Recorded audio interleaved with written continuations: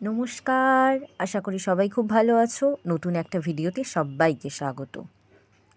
আজ আমরা class 6-এর English গ্রামারের দি সেন্টেন্স বা বাক্য ও তার শ্রেণীবিভাগ এই চ্যাপ্টারটি আমরা পড়ব। চলো শুরু করা যাক। প্রথমেই আমরা জেনে নেব বাক্য কাকে বলে।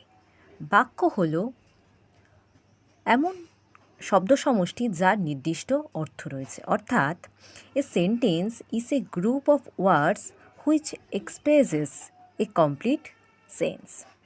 যেমন উদাহরণ দেখা যাক, আই রিড ইন ক্লাস 6। আমি ষষ্ঠ শ্রেণীতে পড়ি বা আমি ক্লাস 6-এ পড়ি। এখানে এটা একটা সম্পূর্ণ বাক্য এবং এর একটা অর্থ রয়েছে। অর্থ ছাড়া কিন্তু বাক্য কখনো সম্পূর্ণ হয় না। পরের সেন্টেন্সটা দেখে নেওয়া যাক, উই লাইক প্লেয়িং ক্রিকেট। আমরা ক্রিকেট খেলতে পছন্দ করি। এখানে এই সমস্ত শব্দ সমষ্টিগুলো দেখো এক একটা পরিপূর্ণ অর্থ প্রকাশ করছে। যদি এগুলোকে অর্থ প্রকাশ না করতো তাহলে কিন্তু কখনোই আমরা এইগুলোকে বাক্য বলে আমরা মনে করতে পারতাম না। সবসময় যে পাশাপাশি সমস্ত ওয়ার্ডগুলোকে রাখলেই যে বাক্য তৈরি হয় এমন নয়, তার মধ্যে কিন্তু একটা অর্থ বা মিনিং থাকতে হবে।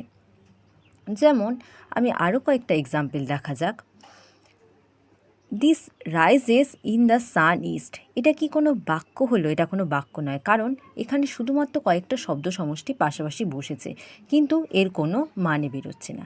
কিন্তু আমরা যদি বলি the sun rises in the east, অর্থাৎ সূর্য পূর্ব দিকে ওঠে, এখানে অনেকগুলো শব্দ সমষ্টি পাশাপাশি বসলেও এর একটা সম্পূর্ণ মানে থাকছে।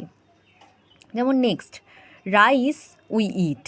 এটার কোনো মানে হয় না, তো এই জন্য এটা কোনো সেন্টেন্স নয়। কিন্তু আমরা যদি বলি উই ইট রাইস, অর্থাৎ আমরা ভাত খাই, এর কিন্তু সম্পূর্ণ একটা মানে হচ্ছে। নেক্সট প্রশ্ন, next, a great Tendulkar is batsman. এটাও কোনো বাক্য হচ্ছে না, কারণ এটার কোনো মানে হচ্ছে না, কয়েকটা শুধু হিজিবিজি শব্দ পাশাপাশি বসছে। কিন্তু যদি আমরা বলি Tendulkar is a great batsman, অর্থাৎ তেন্ডুলকর এক মহান ব্যাটসম্যান হচ্ছেন, তো এটা একটা কমপ্লিট সেন্টেন্স হচ্ছে এবং এর একটা সম্পূর্ণ মানে আসছে। এবার আমাদের মনে রাখতে হবে কয়েকটা, সেন্টেন্সের গঠনের ক্ষেত্রে সবসময় সাবজেক্ট ও ভার্ব থাকা আবশ্যিক। এই দুটো না থাকলে কখনো সেটা কিন্তু সেন্টেন্স হয় না। যেমন আমরা এইটা দেখি, উই ইট রাইস, অর্থাৎ এখানে উইটা হচ্ছে সাবজেক্ট আর ইটটা হচ্ছে এখানে ভার্ব, অর্থাৎ এই দুটো থাকা কিন্তু আবশ্যিক। নেক্সট, বড় সেন্টেন্সে অবজেক্ট ও অ্যাডভার্বিয়ালস অর্থাৎ ক্রিয়া বা বিশেষণের প্রভৃতি থাকে। বড় সেন্টেন্স কীরকম, উই আর প্লেয়িং ফুটবল। আমরা ক্রিকেট খেলছি, বা উই লাইক প্লেইং ফুটবল, এই ক্রিকেট। এখানে উইটা কি হচ্ছে, উইটা হচ্ছে সাবজেক্ট হচ্ছে, প্লেয়িংটা কি হচ্ছে, এখানে প্লে ভার্ব হচ্ছে, আর বাকি যেটা সেটা হচ্ছে কিন্তু অবজেক্ট হচ্ছে। তো বড় সেন্টেন্সের ক্ষেত্রে এটা কিন্তু আমরা দেখতে পাচ্ছি অবজেক্ট এবং অ্যাডভার্বিয়ালসের ব্যবহার আমরা দেখতে পাচ্ছি। আর প্রত্যেক সেন্টেন্স সবসময় ক্যাপিটাল দিয়ে শুরু হয়, এটা আমরা জানি। সেন্টেন্সের শেষে ফুল স্টপ যখন একটা সম্পূর্ণ বিবৃতিমূলক বাক্য হবে, যেমন we eat rice, the sun rises in the east, এই সমস্ত বাক্যের ক্ষেত্রে কিন্তু আমরা ফুল স্টপ দেব। কিন্তু কোনো কিছু যখন জিজ্ঞাসা করা বোঝাবে, তুমি কি ভাত খেতে ভালোবাসো বা তুমি কি ক্রিকেট খেলতে পছন্দ করো, যখন এই রকম আমরা কাউকে জিজ্ঞাসা করব, অর্থাৎ যার উত্তর ইয়েস বা নো বা কিছু দিয়ে আমাদের উত্তর দিতে হবে, সেক্ষেত্রে কিন্তু প্রশ্নবোধক বাক্যের ক্ষেত্রে আমাদের ইন্টারোগেশন চিহ্ন দিতে হবে, অর্থাৎ প্রশ্নবোধক জিজ্ঞাসা চিহ্ন দিতে হবে।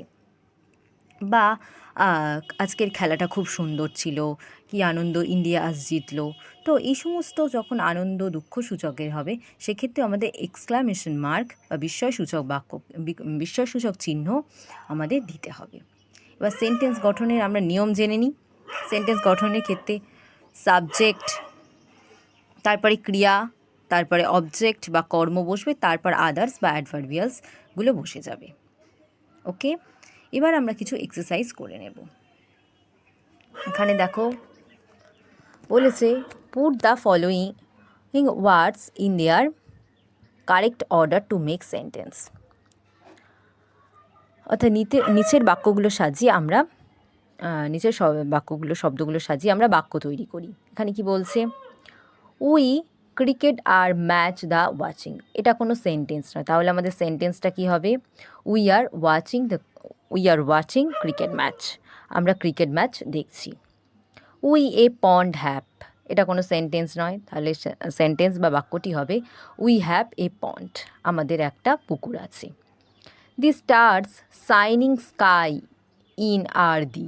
এটা কোনো বাক্যই হতে পারে না, তাহলে বাক্যটি হবে the stars are shining in the sky, অর্থাৎ আকাশে তারারা জ্বলজ্বল করছে। Our teacher much us love.